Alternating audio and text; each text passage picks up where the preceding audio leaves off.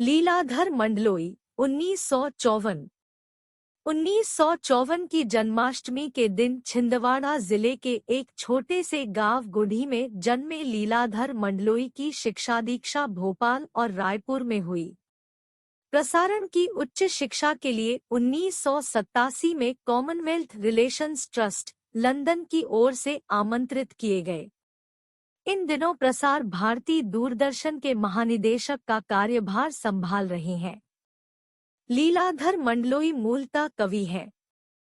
उनकी कविताओं में छत्तीसगढ़ अंचल की बोली की मिठास और वहां के जनजीवन का सजीव चित्रण है। अंडमान निकोबार द्वीपसमूह की जनजातियों पर लिखा इनका गद्य अपने आप में एक समाज शास्त्रीय अध्ययन भी है।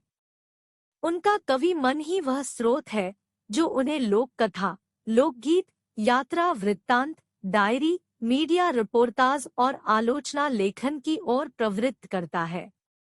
अपने रचनाकर्म के लिए कई पुरस्कारों से सम्मानित मंडलोई की प्रमुख कृतियां हैं घर घर घूमा, रात बिरात, मगर एक आवाज, देखा अनदेखा और काला पानी। पाठ प्रवेश।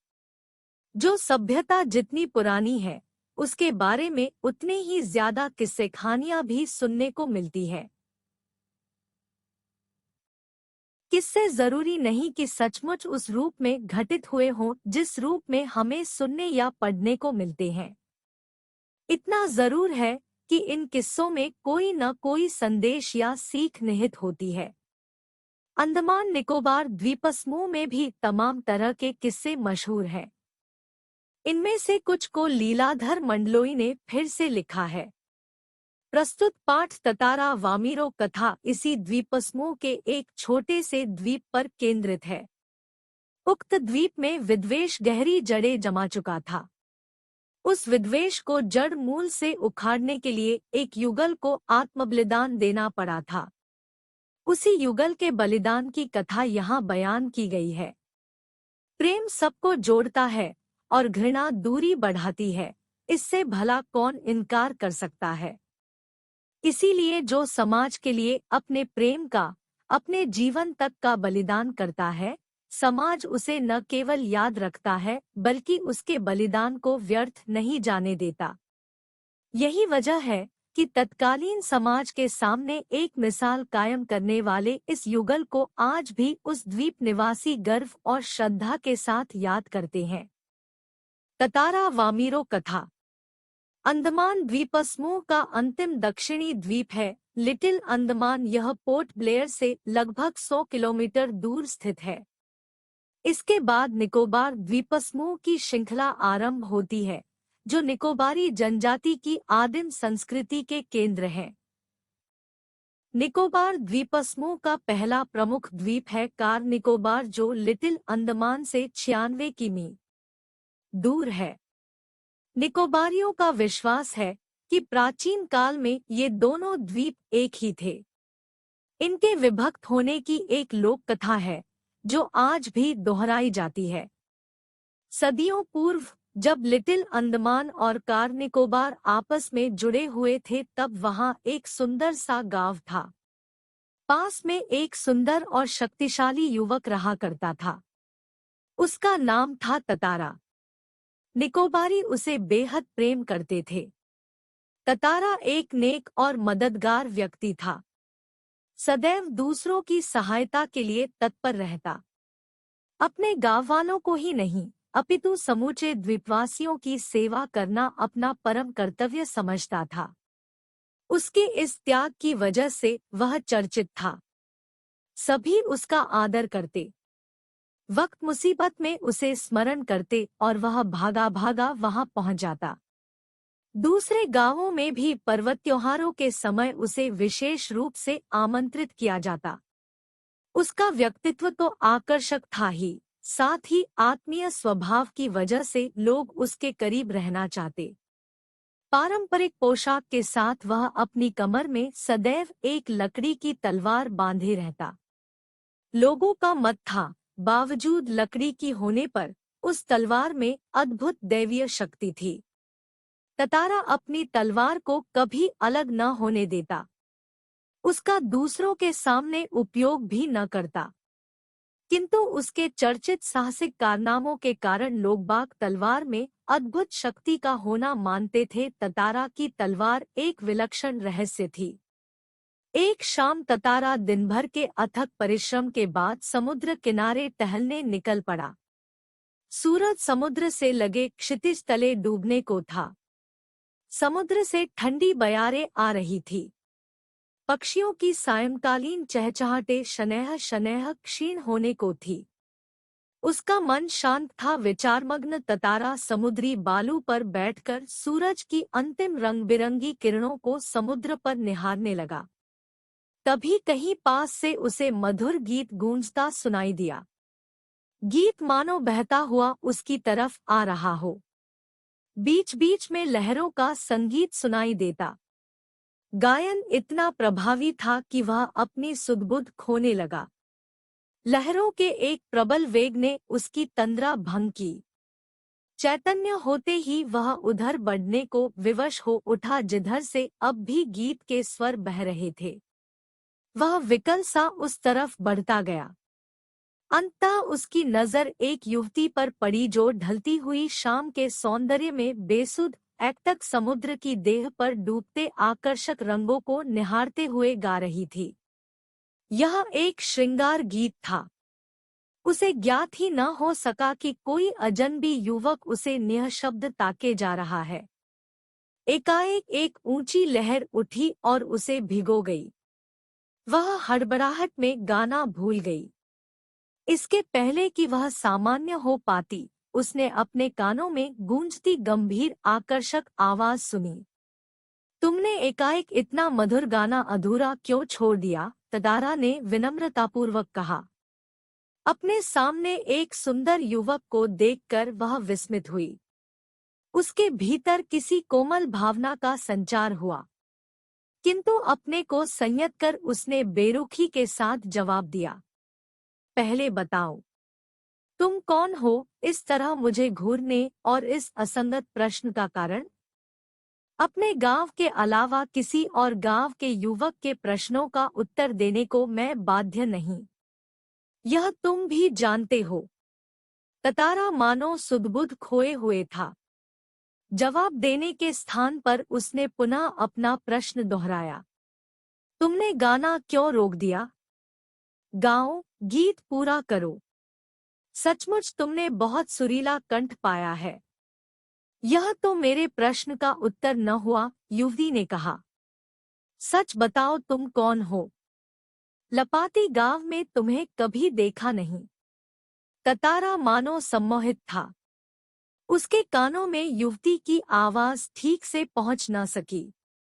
उसने पुनः विनय की, तुमने गाना क्यों रोक दिया? गाओ न।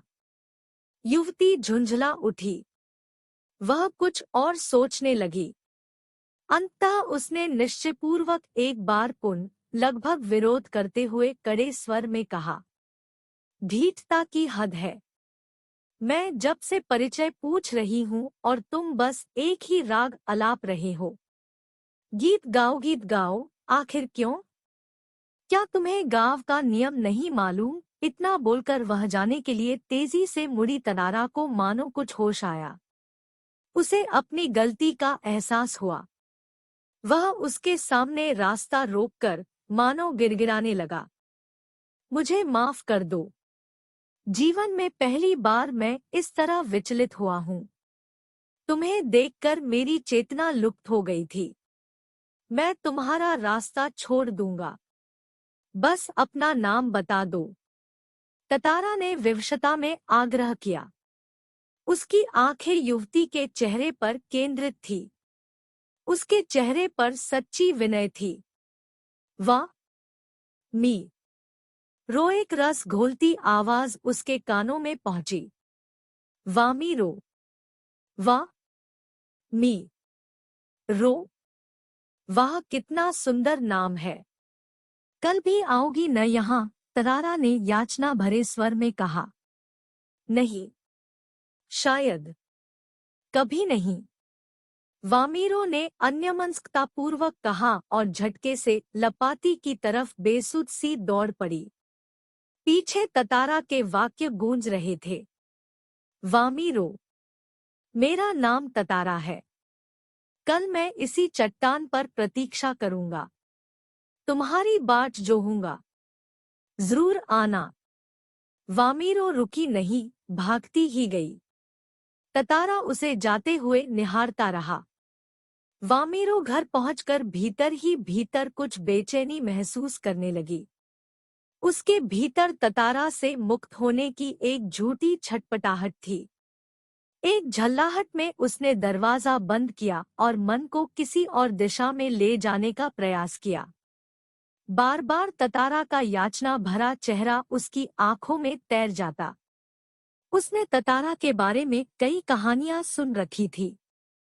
उसकी कल्पना में वह एक अद्भुत साहसी युवक था, किंतु वही ततारा उसके सम्मुख एक अलग रूप में आया। सुंदर, बलिष्ठ किंतु बेहद शांत, सभ्य और भोला।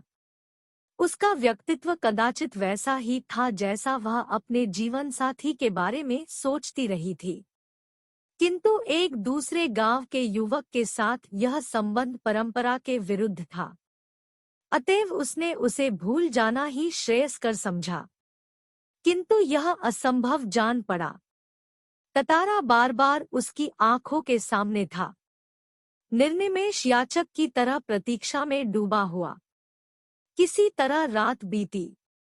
दोनों के हृदय व्यथित थे। किसी तरह आंचरहित एक ठंडा और उबाऊ दिन गुजरने लगा। शाम की प्रतीक्षा थी।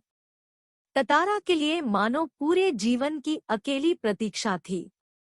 उसके गंभीर और शांत जीवन में ऐसा पहली बार हुआ था। वह अचंभित था, साथ ही रोमांचित भी। दिन ढलने के काफी पहले वह लपाती की उस समुद्री चट्टान पर पहुंच गया। वामीरो की प्रतीक्षा में एक एक पल पहाड़ की तरह भारी था। उसके भीतर एक आशंका भी दौड़ रही थी।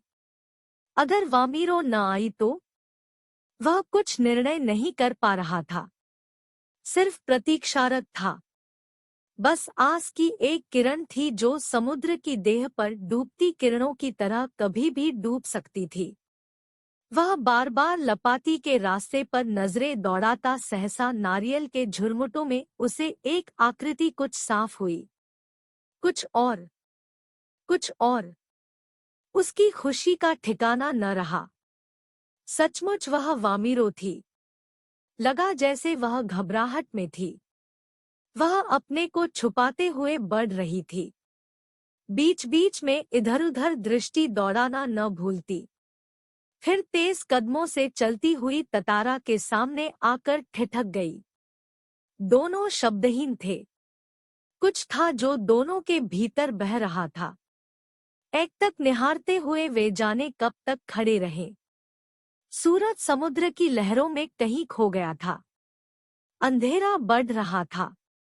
अचानक वामीरो कुछ सचेत हुई और घर की तरफ दौड़ पड़ी।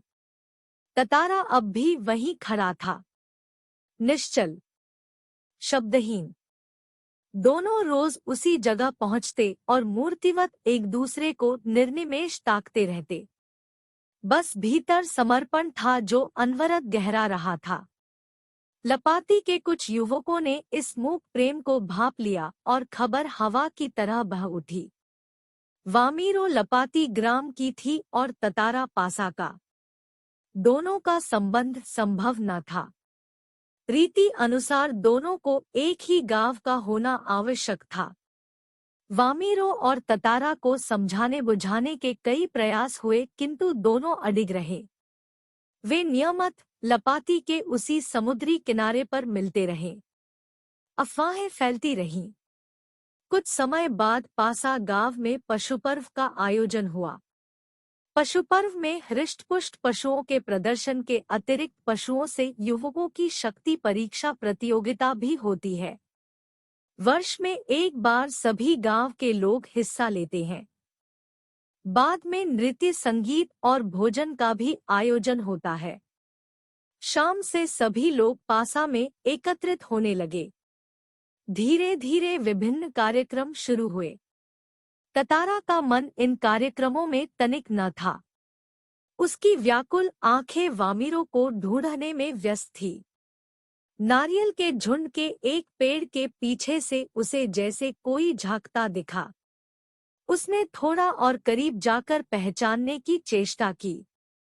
वह वामिरो थी जो भयवश सामने आने में झिझक रही थी। उसकी आंखें तरल थी, होंठ कांप रहे थे।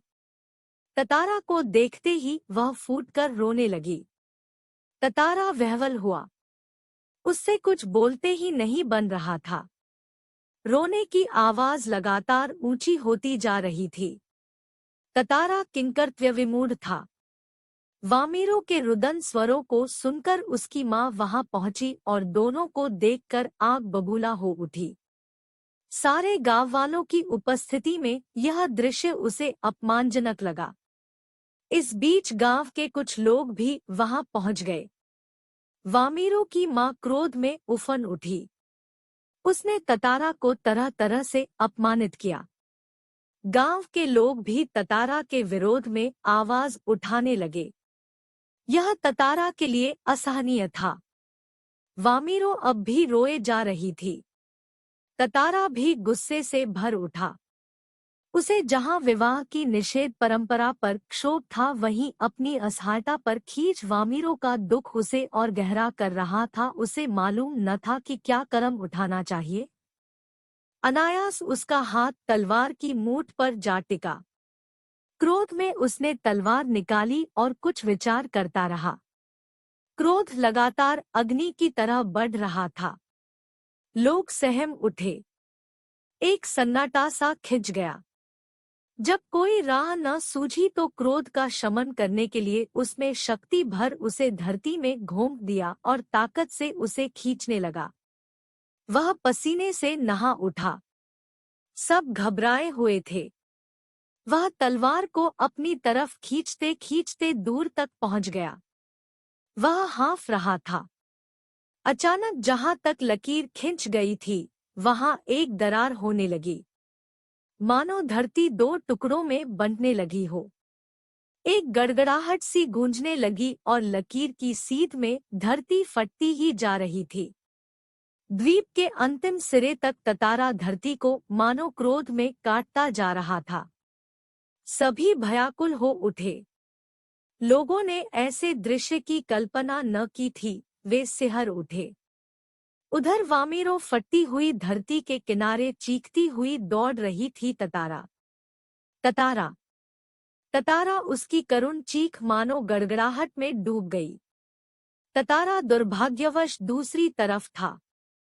द्वीप के अंतिम सिरे तक धरती को चाकता वह जैसे ही अंतिम छोर पर पहुंचा, द्वीप दो टुकड़ों में विभक्त हो चुका था। एक तरफ ततारा था, दूसरी तरफ वामिरो। ततारा को जैसे ही होश आया, उसने देखा उसकी तरफ का द्वीप समुद्र में धंसने लगा है। वह छटपटाने लगा। उसने छलांग लगाकर दूसरा सिरा थामना चाहा, किंतु पकड़ ढीली पड़ गई। वह नीचे की तरफ फिसलने लगा। वह लगातार समुद्र की सतह की तरफ फिसल रहा था। उसके मुंह से सिर्फ एक ही चीख उभरकर डूब रही थी, वामिरो, वामिरो, वामिरो, वामिरो। उधर वामिरो भी ततारा, ततारा, ता, ता, रा पुकार रही थी। ततारा लहूलुहान हो चुका था। वह अचेत होने लगा और कुछ देर बाद उसे कोई होश नहीं रहा। वह कटे हुए द्वीप के अंतिम भूखंड पर पड़ा हुआ था, जो कि दूसरे हिस्से से संयोगवश जुड़ा था। बहता हुआ ततारा कहाँ पहुंचा, बाद में उसका क्या हुआ, कोई नहीं जानता। इधर वामिरो पागल हो उठी। वह हर समय ततारा को खोजती हुई उसी जगह पहुंचती और घंटों बैठी रहती। उसने खाना पीना छोड़ दिया। परिवार से वह एक तरह विलग हो गई। लोगों ने उसे ढूंढने की बहुत कोशिश की, किंतु कोई सुराग न मिल सका। आज न ततारा है न वामिरो, किंतु उनकी यह प्रेम कथा घर घर में सुनाई जाती है। निकोबारियों का मत है कि ततारा की तलवार से कार निकोबार के जो टुकड़े हुए, उसमें दूसरा लिटिल अंडमान है, जो कार निकोबार से 896 किमी दूर स्थित है। निकोबारी इस घटना के बाद दूसरे गांवों में भी आपसी वैवाहिक संबंध करने लगे। ततारा वामीरों की त्यागमयी मृत्यु शायद इसी सुखद परिवर्तन के लिए थी। For more videos, subscribe our channel. Eduskill by Pritesh Vadgama.